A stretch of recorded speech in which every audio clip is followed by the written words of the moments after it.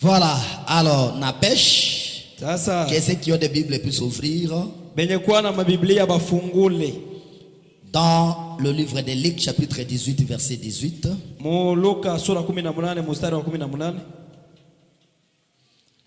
Nous lisons au nom de Seigneur Jésus-Christ.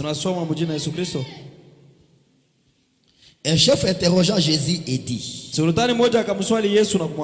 bon maître, que dois-je faire pour hériter la vie éternelle?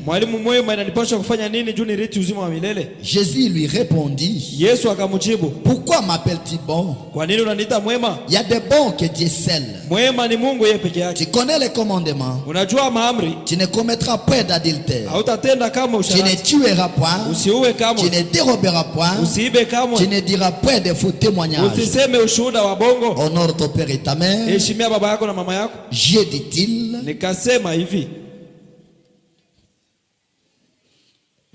j'ai, dit-il, observé toutes ces choses dès ma jeunesse. Jésus a attendu cela lui dire: il te manque encore une chose. Vends tout ce que tu as, distribue-les aux pauvres, et tu auras un trésor dans les cieux. Puis viens et suis-moi. Lorsqu'il attendit ces paroles, il devait tout triste car il était très riche. Jésus voyait qu'il était devenu tout triste. Dit qu'il est difficile à ceux qui ont des richesses d'entrer dans le royaume de Dieu. Verset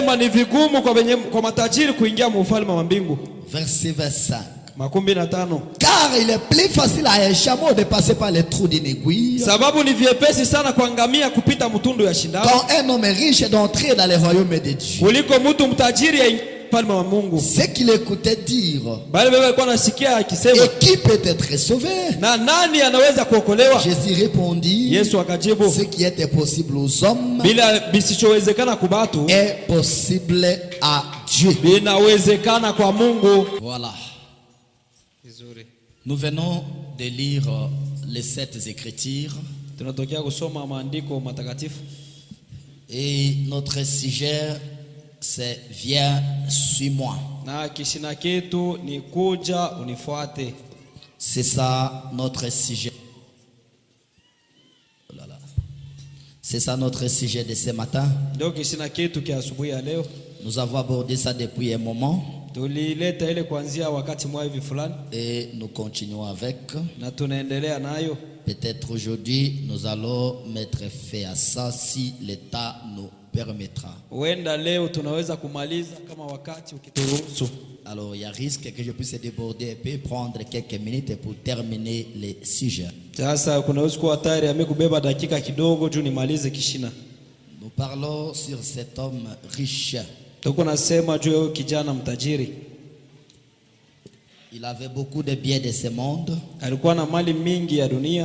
mais il lui manquait une chose: la vie éternelle. C'est alors qu'il alla se jetant devant Jésus,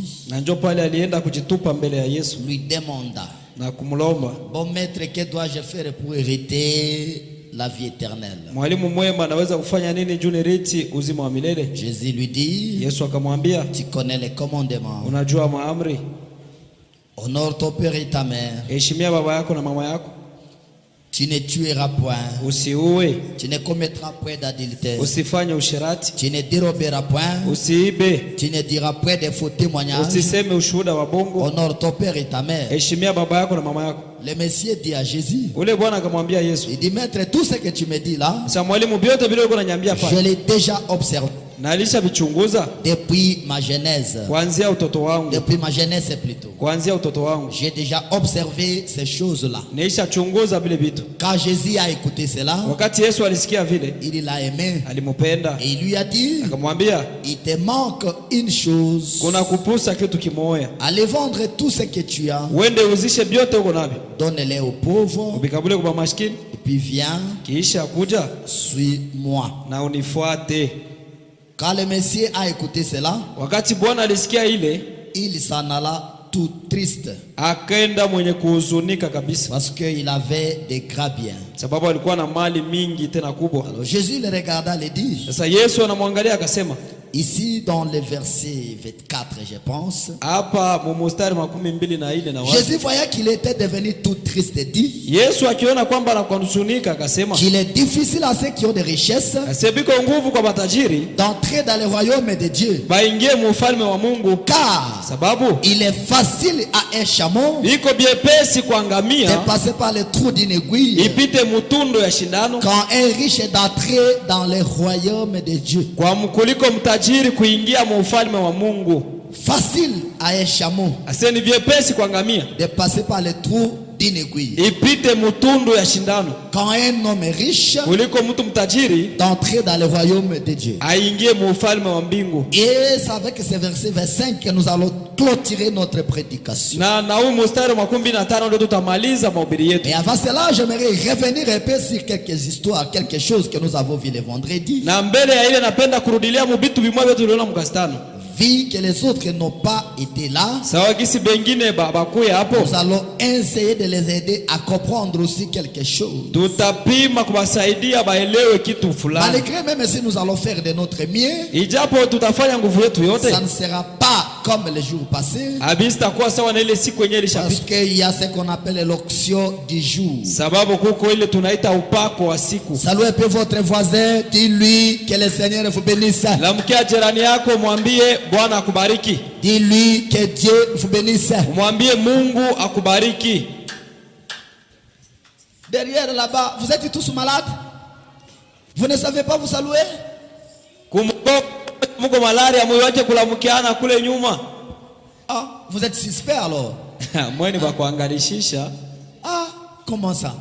Saluez votre voisin, dis-lui que Dieu vous bénisse. Lamukia jirani yako umwambie Mungu akubariki. Ah, mais comment?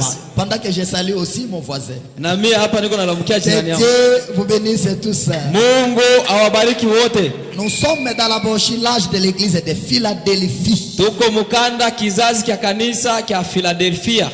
Nous sommes en train de parler sur viens et suis-moi. Tuko nasema juu ya kuja na unifuate. Et un homme qui appelle quelqu'un à le suivre, c'est supposé que cet homme connaît le chemin. Il connaît là où il amène celui qui le suit. Et le frère Branham nous a dit que nous aurons toujours à suivre quelqu'un. Mais souvenez-vous, vous devez connaître celui que vous suivez là. Il suit qui? Vous devez vous assurer des conducteurs de celui qui vous conduit. C'est très important. Et Jésus dit viens sur moi. Donc il connaissait où il amenait cet homme riche. Amen. Il connaissait qui il était. Et il était sûr de lui-même. Et un homme qui conduit quelqu'un doit connaître de quoi il parle. Doit connaître où il l'amène. Si ce n'est pas le cas, alors il est un faux conducteur.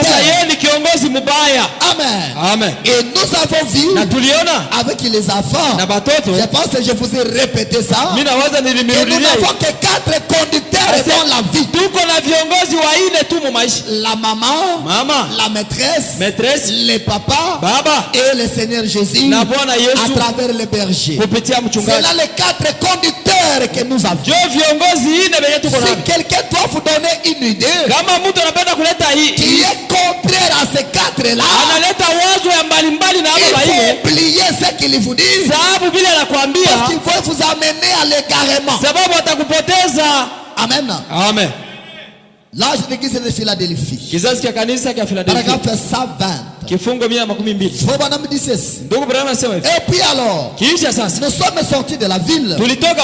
Il y avait quelque chose d'étonnant. J'ai vu un champ. Et des hommes se trouvaient là tout autour. Il y avait des ânes, des vaches, et des cochons, et des brebis, et des chèvres, et toutes sortes d'animaux là. wote wa banyama. Branham partait avec son ami. Branham alikuwa anaenda na rafiki yake. Et pendant qu'il partait, na wakati walikuwa naenda, il y avait un champ. Kulikuwa shamba. Et dans ce champ-là, na mwile shamba se trouvaient beaucoup d'animaux dedans. Kulikuwa banyama ba mingi mwile shamba. Amen. Amen. Il y avait beaucoup d'animaux dedans dans ce champ-là. Mwile shamba mulikuwa banyama ba mingi. Il y avait des chèvres. Kulikuwa bambuzi. Il y avait des chèvres. Bambuzi. Il y avait des cochons. Kulikuwa ba ngulube. Il y avait aussi des agneaux. Kulikuwa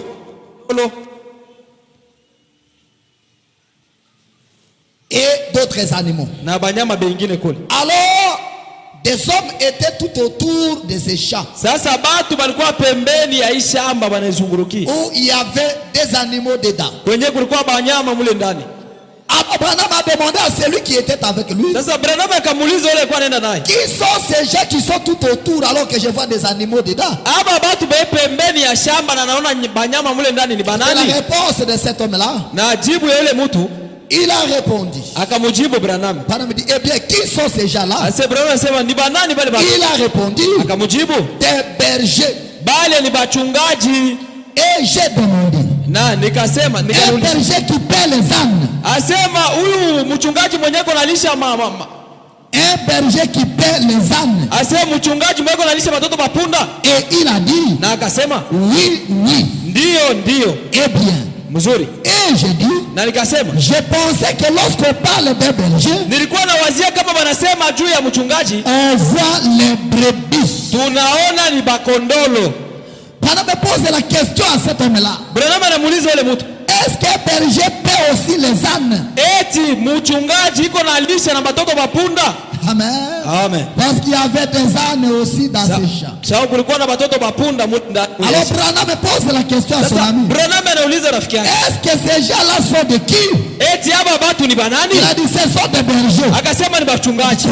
Sasa un berger qui paie les chèvres. Asema mchungaji mwako analisha mbuzi. Un berger qui paie les cochons. Mchungaji kwa analisha kondoo. Un berger qui paie les ânes. Asema mchungaji kwa analisha mtoto. Comment c'est possible? Itawezekana namna gani? Le berger dit oui. Ule bwana asema ndio. Le berger paie aussi les cochons. Bachungaji biko na chunga na bangurube. Le berger paie aussi les ânes. Bachungaji biko na chunga na watoto mapunda. Eh bien, je dis. Na hivi nikasema. Je pensais que lorsqu'on parle d'un berger. Nilikuwa na wazaka sasa kusema kwa mchungaji. On voit le brebis. Tunaona bakondolo. Il a dit non. Akasema hapana. Berger veut dire. Mchungaji maana yake gardien. Mchungaji wa kufuga. Un berger veut dire. Ase mchungaji nasema un gardien.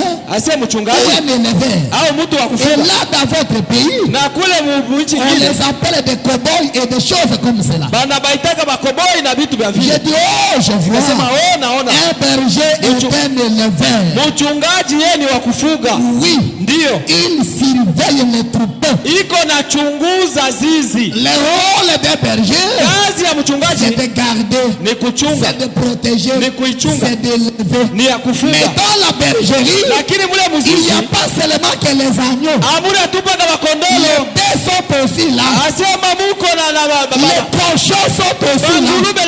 Les chèvres sont aussi là. Mais dans cette même bergerie. Est-ce que nous sommes ensemble? Dans la bergerie. Il n'y a pas seulement que les agneaux. Même les chèvres sont là. Même tel que nous sommes réunis ce matin. Je ne suis pas le berger des agneaux seulement. Je suis le berger même des chèvres. C'est pourquoi le fait d'avoir la confiance du pasteur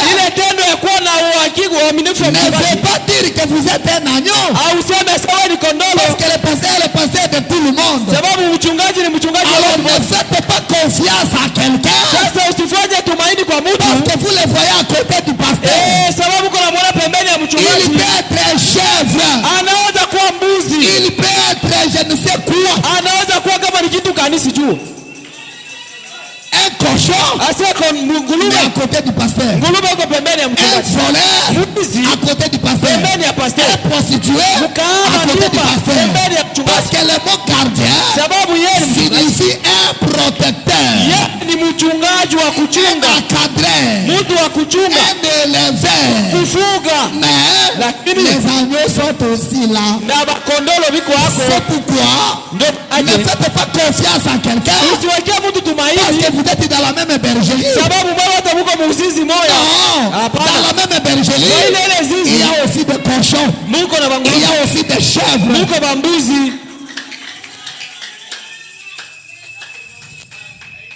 Amen. Est-ce que quelqu'un m'a écouté? Je vous dis des choses importantes, mais ça dépend de la manière que vous recevez ça.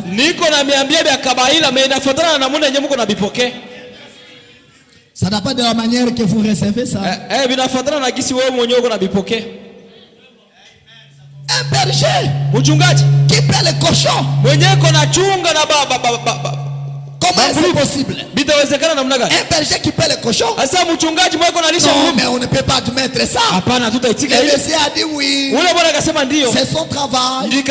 Même si c'est un cochon, il est le berger. Il va le supporter. Même si c'est une chèvre, il est le berger. Il va seulement l'encadrer. Il va seulement l'élever. Et vous savez, quand nous venons dans la parole, il n'y a que deux choses. Si vous êtes un agneau, votre condition fera que ça améliore du jour le jour.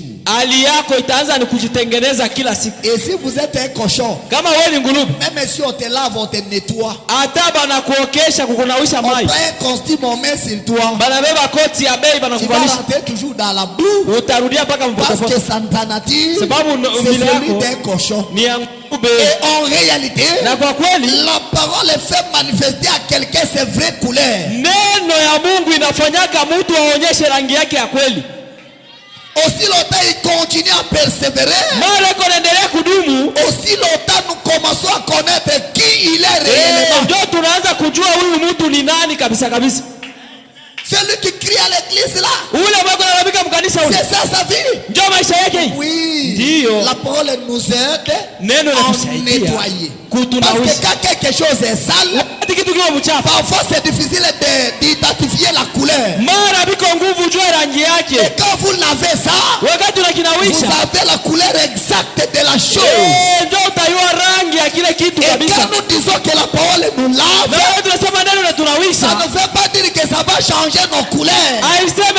Cela nous lave afin que nos couleurs soient manifestées, afin que les gens connaissent qui sommes nous réellement.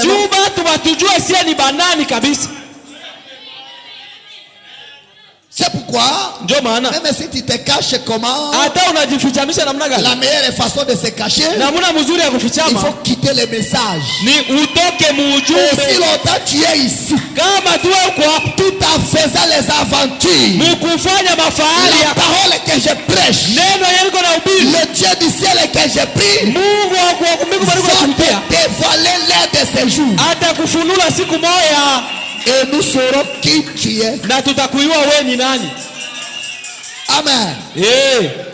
Hébreux chapitre 3. Paragraphe 28. Amen. Branham dit ceci. J'aimerais qu'on lise ensemble. Là, ce sont les choses que nous avons vues le vendredi. Il y a quelque chose d'important concernant les. Amen. Revenez mon ami. Branham dit, il y a quelque chose d'important concernant les. L'endroit où vous allez. L'église que vous fréquentez, l'enseignant qui vous enseigne, savez-vous cela? Il y a quelque chose d'important concernant les endroits que vous allez. Cela influence votre vie. Cela crée un caractère à toi. C'est pourquoi un chrétien ne va pas n'importe où. Un chrétien ne répond pas n'importe quelle invitation. Parce que les endroits que vous allez impactent votre vie. Modèle le caractère sur toi. Si vous aimez les endroits sales, un homme sale. Na wewe utakuwa mtu Si wa vous uchafu. aimez les endroits luxueux, Kama unapenda mafasi vous nzuri, serez un homme de luxe. na wewe utakuwa paka wa Branham dit, il y bibi. a quelque chose d'important Bwana anasema kuko vitu vya kawaida. concernant les endroits où vous allez. Juu ya mafasi ile munaendaka. Amen. Amen. Cela impacte votre vie. Ile inafuatana moyo na maisha Et yako. il y a quelque chose d'important Na kuko tena kitu cha kawaida. concernant l'église que vous Kwa fréquentez. ile kanisa nyewe uko natembelea hapo. Il ne faut pas aller dans n'importe quelle église. Hapana kwenda mkanisa yote. Parce qu'on a écrit tabernacle, Kile andika tu maskani. es toujours le bienvenu là-bas. Ale wewe pale Il faut kwa connaître d'abord le guide de ce tabernacle-là. unapaswa kujua kiongozi wa ile maskani ni Il nani. a été de suivre qui? Yeye iko nafuata nani? Pour lui. Nani iko mbele yake? Parce qu'il peut être une bonne personne. Wewe unaweza kuwa mtu mzuri. Mais s'il a un mauvais guide, Kama iko na kiongozi celui-là mbaya, va finir par l'égarer. ule ataisha paka C'est kumepoteza. pourquoi Branham dit, Kama iko barabara vous anasema, aurez toujours à suivre quelqu'un. utapaswa paka kufuata mtu. Mais Lakini soyez sûr, mkuwe makini. celui que vous suivez, Ule uko nafuata. il suit qui? Na yeye iko nafuata nani? L'église que vous fréquentez. Kanisa yenyewe uko Il y a naenda mwaje? quelque chose d'important. Kuko kitu kya kabaila. Aujourd'hui tu es ici. Leo uko hapa. Aujourd'hui tu es là-bas. Kesho uko Le kule. lendemain on te voit. Kesho wote wanakuona Finalement kule. tu cherches quoi? Leo uko natafuta nini kabisa? Il y a quelque chose d'important. Kuko kitu kya kabaila. Réveillez le frère qui est entre les deux fenêtres là. Prenez la bonne position mon ami. Umulamushe ule ndugu. Il y a quelque chose d'important Kuko kitu kya kabaila. concernant l'église dont vous fréquentez. Kufuatana na kanisa ile uko naenda Il y mwayo. a des endroits qui sortent seulement. Kuko nafasi unatoka tu mule. Si tu adores ici. Na wewe uko naomba humu. Ah, ok, ça va. Sawa ni mzuri. Toi aussi, Na wewe dans cette église, mwi kanisa hii. où le pasteur est. Kwenye mchungaji. voyez? Unaona? Parce que ça impacte votre vie. Juu biko nafuatana na maisha Ça yako. influence votre vie. Binavutia maisha yako. Ça dit quelque chose sur toi. Binasema kitu kimoya juu yako. Branham dit ceci. Branham anasema hivi. L'église que vous fréquentez Kanisa yenyewe uko naenda mwayo. et l'enseignant qui vous enseigne. Na mwalimu mwenye kukufundisha. Trois choses importantes dans la vie d'un homme. Vitu vitatu vya lazima maisha ya mtu. Les endroits que vous allez là Mafasi ile uko naenda modèlent votre vie. iko natengeneza maisha yako. L'église que vous fréquentez Kanisa yenyewe uko naenda mwayo. modèle votre vie. Iko natengeneza tena maisha yako. L'enseignant qui vous enseigne Mwalimu mwenye kukufundisha modèle votre na vie. yeye iko natengeneza tena maisha yako. Est-ce que vous me saisissez? Eti mnanipata? Trois choses Vitu vitatu très importantes, vya kabaila très capitales. vya lazima N'allez sana. pas n'importe où. Usiende fasi Ne yote. fréquentez pas n'importe quelle église. Usiende mukanisa ni yote ile. Tu peux aller recevoir un esprit que tu ne connais même pas. Unaweza kwenda kupata roho yenyewe ujue hata kuijua ile roho inatoka wapi. Amen. Amen. Ne suivez pas n'importe quel enseignement. Usifuate mafundisho yote. L'enseignant qui vous enseigne Mwalimu mwenye kufundisha est très important pour votre vie. ni wa lazima sana kwa maisha Il yako. vous enseigne quoi? Iko na kufundisha nini? Il vous prêche quoi? Iko na kuhubiri nini? C'est là de modeler votre vie. Vile biko binatengeneza maisha yako. Amen. Amen. Et je passe. Na napita. Maintenant, Sasa nous sommes pour aujourd'hui. tunaenda kwa siku ya leo. Comment l'ange est venu vers moi?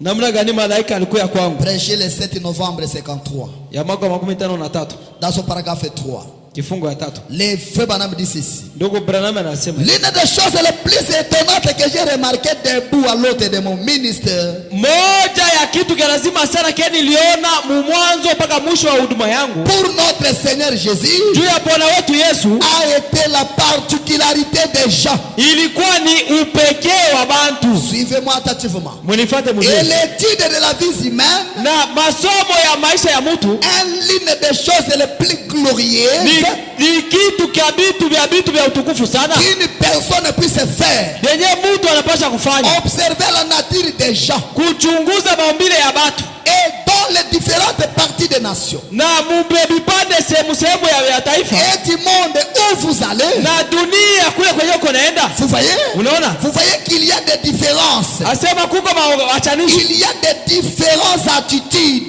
kuko mahali ya kuachana que les gens adoptent vis-à-vis de Christ. yenye batu biko wanaifuata juu ya kuendea kwa Kristo. Branham dit, Branham asema partout où vous allez, fasi yote il y a yote des différentes attitudes kuko mahali ya que les kuachana gens affiche vis-à-vis de Dieu. Dans chaque endroit que vous partez, les gens ont une manière d'adorer Dieu. Et c'est important. Continuons. Il dit ceci. Vis-à-vis de son service, vis-à-vis de ses serviteurs, il y a des endroits où vous allez, on ne sait pas respecter les prédicateurs. Il y a des endroits où vous allez, vous savez que les hommes de Dieu sont honorés ici. Il y a des églises où vous allez, on injurie les croyants. Il y a des églises où vous allez, vous comprenez que les croyants sont honorés.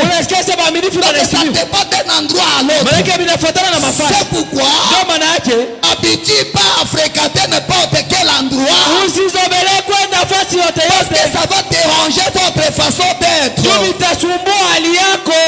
Suivez. Il dit ceci. Et vis-à-vis de l'adoration, et l'une des choses qu'il y a, c'est qu'un type de réunion est vraiment merveilleux dans un coin du pays. Kitu kimoja ni kusema namna moja ya kuabudu kaende kwa moja hivi. Ni ya bien. Donc là c'est là anasema. Suivez. Revenez mon ami. Rudia kidogo. Il dit ceci. Anasema hivi. C'est qu'un type de réunion. Anasema mikusanyiko ya hivi. Vraiment merveilleux. Ni ya damani dans un coin du pays. Mukona moja hivi ya nchi. Tandis que dans l'autre coin du pays, mukona ingine ya nchi, cela ne marche pas. Bila biendeke. Il y a une façon d'adorer dans un coin du pays. Cela marche. La même façon là, quand vous l'amenez dans l'autre coin, ça ne marche pas. C'est comme je l'ai dit le dimanche passé. Seigneur, nous cherchons des maisons à tôle. Ici on ne comprend même pas qu'est-ce que tu veux dire. Mon interprète a embrayé. Les maisons à tôle ni nyumba ya mabriki. Manyumba ya mamalata.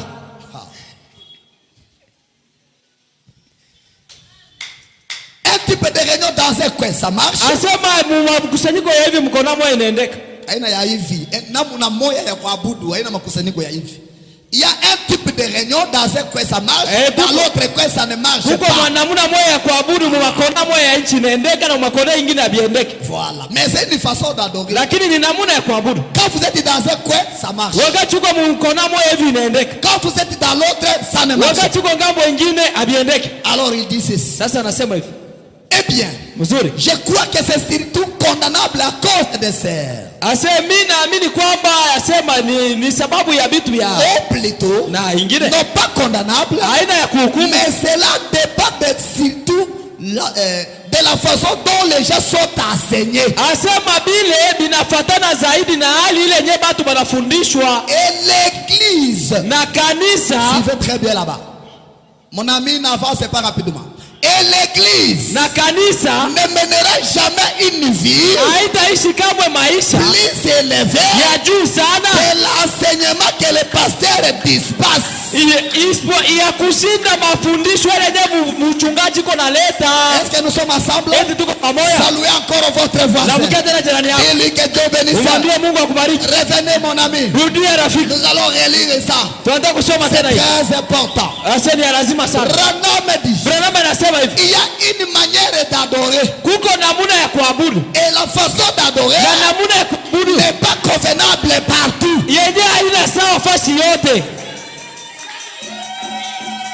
Je vais dire en Swahili. La façon d'adorer n'est pas égale à tout endroit, partout. Est-ce que nous sommes ensemble? Notre façon d'adorer ici, si je peux m'appuyer à cette écriture, je vous dirais que vous ne trouverez pas cela nulle part ailleurs. Parce que même la façon d'adorer dépend de l'enseignement que vous recevez. Je crois que c'est surtout condamnable à cause d'elle. Plutôt non pas condamnable, mais cela dépend surtout de la façon dont les gens sont enseignés. nafundishwa.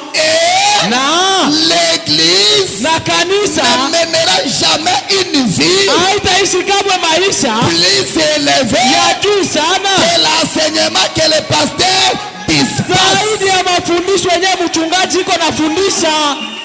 L'église n'aura jamais une vie plus élevée Kanisa haitakuwa kama na maisha ya juu que sana l'enseignement dont il y reçoit. kupita mafundisho yenyewe iko napokea. Amen. C'est pour ainsi vous dire Nijue kumwambia hivi, que votre vie maisha yenu n'est pas de la parole que vous écoutez, inafuatana na neno yenyewe mko nasikia. même votre évolution financière Hata kuendelea kwako kwa n'est kifedha pas de la parole que vous écoutez, inafuatana na maneno yenyewe mko nasikia. Amen. Sasa même ta façon de s'habiller hata namna yako ya kuvala n'est pas de ta façon dont tu écoutes la parole, inafuatana na namna yenyewe mko nasikia neno. même ta façon de vivre Hata namna yako ya kuishi n'est pas de l'église que vous fréquentez. inafuatana na kanisa yenyewe uko naomba mwayo. Alors, Sasa n'allez pas n'importe où. usiende fasi yote Soyez yote, fiers de vous-même. ukuwe na fieri na wewe Ne mwenyewe. soyez pas quelqu'un qu'on peut ramasser par n'importe quelle vague. Au na mtu mwenyewe utaweza kubebewa na zoruba yoyote. Allons-y, tu Haya, vas. twende unaenda. Rentrons, tu rentres. Turudia tunarudia. Venez, tu vas. Turudia unaenda. Finalement, tu as quelle position? Wewe uko na msimamo kani kabisa. L'église Kanisa ne mènera jamais haitaishi kamwe une vie maisha plus élevée ya juu que sana l'enseignement kupita dont mafundisho le pasteur yenye dispense. mchungaji iko nafundisha. Alléluia. Mene Branham dit, Branham anasema hivi, est-ce qu'on peut continuer? eti tunaweza Que kuendelea l'enseignement que le pasteur dispense, zaidi ya mafundisho ya mchungaji iko na neno. on trouve cela rarement. Tuko nakuta vitu vya vile kwa nguvu sana. Si le pasteur injurie les gens, Kama mchungaji iko na chambula watu, les gens de cette église sont toujours prêts à injurier. watu wa kanisa yake biko tayari juu ya kuchambula. Si le pasteur est colérique, Kama mchungaji ni wa tous makari, les croyants de cette église-là waaminifu wote sont toujours colériques. ni makari ya ajabu. C'est Branham, non? Ndio Branham yule kuna sema. Branham doit trouver ça rarement. Asema tuko napata vile kwa nguvu sana. L'église ne mènera jamais une vie plus élevée que l'enseignement dont le pasteur dispense. Kanisa haitaishi maisha ya juu sana kupita mafundisho yenyewe mchungaji iko nafundisha. Si le pasteur était coureur de jupons, Kama mchungaji ni wa kufuatafuata tu mashipe, l'église sera aussi le coureur des jupons. kanisa na yeye itakuwa ni nyuma ya mashipe. Parce que la vie se transmet de la chair au bas. Juu maisha iko natokea kubimbari inaenda kule. Alléluia. Amen. Continuons. Tuendelee. Les frères Branham dit, Ndugu Branham anasema on trouve cela rarement. tunapata ile kwa nguvu kabisa. Si vous avez un bon enseignant de l'évangile Kama muko na mwalimu mzuri wa injili qui est fiable et sain d'esprit, mwenye iko na jimimi na mwenye iko kabisa mtakatifu wa roho, vous trouverez généralement ce type d'église. asema utakuta kabisa ile mahali ya kanisa. C'est juste là que votre pasteur vous conduit. Njoo pale kwenye mchungaji wako anakuongoza. Le pasteur qui vous nourrisse. Mchungaji penye kumilisha. Branham anasema, vous savez, mnajua, j'ai remarqué cela parmi. Nilichunguza ile kati ya deux Bibles. Niko na mabiblia mbili. L'une d'elles, c'est la nature. Ni umbile. Je l'observe attentivement. Na ichunguzaga kabisa. Car Dieu habite dans sa Bible de la nature. Sababu Mungu anaishi mu Biblia yake ya umbile. Suivez. Mfuate. Vous êtes là? Muko pale? Dis encore à votre voisin que Dieu bénisse. Ambia tena jirani yako Mungu akubariki. Le Seigneur bénisse. Amen. Parce que nous allons lire quelque chose de bon là-bas. Tunataka kusoma kitu kizuri hapa. Malheur à celui qui ne veut pas saluer son voisin. Ole kwa yule asipende kulamukia jirani. On ne sait pas s'il cherche quoi. Mimi siwe kama anatafuta nini. Continuons. Alors toi ne le suivez pas, soyez branchés ici. Celui qui ne fait pas de saluer là, oubliez-le. Bosanaye. Ule anakataa kulamukia msahabu. Msahabu. Yeye ni wa kuangalishisha. Bosanaye. Msahabu. Évoluons. Tuendelee. Rana me dit. Branham anasema hivi. Prenez un animal. Beba nyama. Lorsqu'il se nourrit de ce qui vient d'un certain type de sol. Wakati ule nyama anaanza kula kwa chakula moja inatokea mbulongo bumoya hivi. Cet animal aura la couleur de ce sol là. Ule nyama atakuwa na rangi ya bule mbongo. Alléluia. Relisons. Tusome tena. Revenez mon ami. Rudia. Alléluia. Saluez votre voisin, dis-lui que Dieu bénisse. Unamukia jirani umwambie Mungu akubariki. Amen. Alors suivez. Sasa fata. Branham dit. Branham anasema, prenez un animal. Beba nyama. Est-ce que vous êtes là? Muko pale. Alors suivez. Sasa fata. Prenez un animal. Beba nyama. Lorsqu'il se nourrit de ce qui vient d'un certain type de sol. Wakati iko nakula kwa mayani yenyewe yanatokea mbulongo bumoya hivi. Cet animal ule nyama aura la couleur atakuwa na rangi de ce sol là. Ya bule bulongo. Que tu le veuilles ou pas. Ukapenda au ukatale. Laissez-moi te dire. Acha nikwambie. Même la teinture que tu as. Hata rangi yenyewe uko nayo. C'est à cause de la parole que je vous prêche. Ni juu ya hii neno yenyewe niko na kuhubiri. Ah. Amen. Je peux encore avancer. Naweza tena kuendelea. Je peux encore avancer. Niendelee. Vous êtes chic tel que vous êtes là. Uko mzuri vile kisi uko pale. Je répète. Vous êtes chic tel que vous êtes là. Uko mzuri kabisa vile kisi uko pale. À cause de la parole que je vous prêche. Juu ya neno hili niko na kuhubiri. Amen. On peut relire ça. Tunaweza kusoma tena ile. On peut relire. Tusome tena. C'est la finale aujourd'hui. Leo ndio mwisho. Nous sommes en train que Dieu bénisse. Nous sommes en train de clôturer la prédication. Tuko namaliza mahubiri. Branham me dit. Branham anasema, prenez un animal. Beba nyama moya. Prenez un certain David. Beba Daudi moya. Oh Jésus. Lorsqu'il mange ce qui provient d'un certain pasteur. Wakati iko nakula hii neno kutoka kwa mchungaji mmoja fulani. Lorsqu'il mange la parole qui vient d'un certain pasteur. Wakati anakula neno linalotoka kwa mchungaji mmoja fulani. Ces frères là, ule ndugu ule aura l'apparence atakuwa na kufanana de celui qui le prêche. Na umbile ya yule mwenye kwa mhubiri. Oh Jésus. Amen. Aura la couleur. Anasema atakuwa na rangi de ce sol là. Ya bule bulongo. Pourquoi Branham? Juu ya nini Branham? Branham dit ceci. Branham anasema cet animal aura la couleur de ce sol là. Ule nyama atakuwa na rangi ya ile bulongo. Si vous remarquez bien, kama unachunguza mzuri, prenez par exemple. Beba kwa mfano. Si vous prenez les, kama unabeba même l'invisible coyote du Mexique. Hata isionekane ile coyote ya Mexique. Ule nyama wa Mexique. Ule nyama wa Mexique. Le coyote du Mexique. Ule nyama wa Mexique. On le voit là. Banamuuzisha kule. Il est plutôt dans des herbes rouges et autres. Tunamwona pale iko mumayani ya mwekunda na bingine. Ce coyote devient roux. Asema ule nyama anakuwa mnaye mwekunda. Et dans ce coin du pays, na mwile kona ya nchi, ou un peu plus loin au nord, au mbali kidogo kaskazini, évidemment, na kwa hivi dans la contrée de l'ouest, mule mufasi ya kusini, il deviendra brune. Atakuwa wa brune. Le même animal, ule nyama dans un certain coin, huko ngambo moya il est roux, iko mwekundu. dans l'autre coin, ngambo ingine il est brune. Anakuwa brune. Le même animal, ule nyama à cause de quoi? De couleur du sol dont il mange. Juu ya rangi ya bulongo baba yani ile kuna kulia. Cela change son aspect. Ile kuna badilisha na rangi yake. Ah Jésus. Si ce n'était pas rocher, je ne sais pas si j'allais porter quel type de veste. Si j'allais avoir quel aspect physique. Je ne sais pas. Alors, bon, à un moment donné, ce n'est pas un péché d'apprécier ce que vous avez. Après que les huissiers ont rangé la salle hier, je me suis tenu un peu à la porte là. J'ai regardé.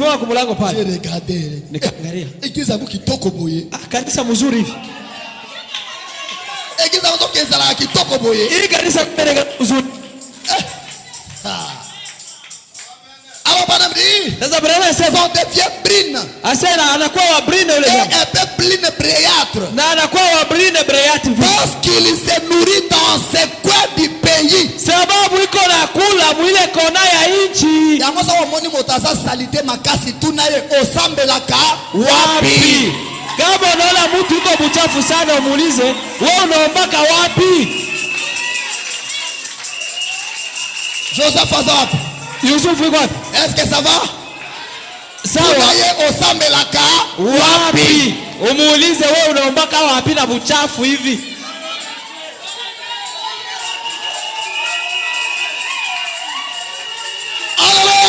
Amen. L'église que vous fréquentez, les endroits que vous allez, l'enseignant qui vous enseigne, cela impacte votre vie.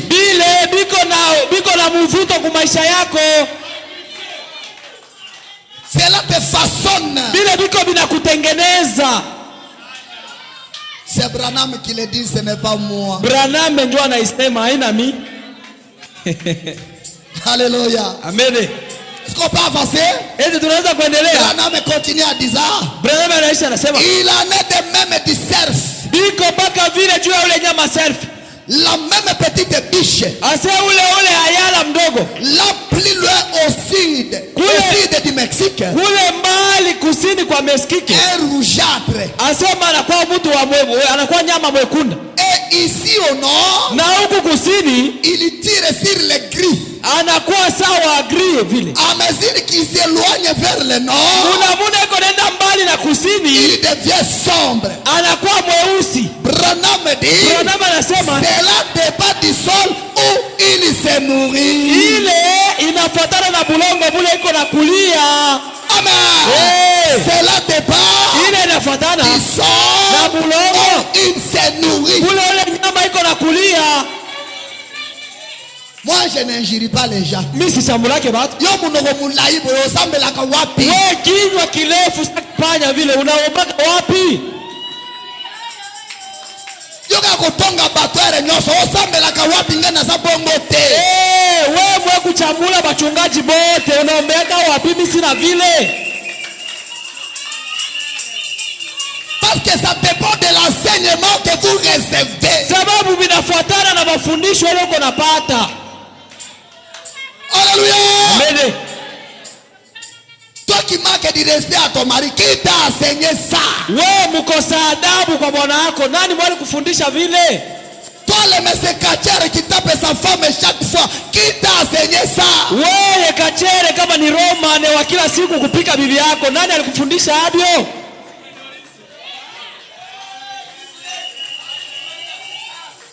Toi qui cours derrière les chipons, wewe mwenye kumukongo tu atumashipi, qui t'a enseigné ça? Nani mfundisha hapo?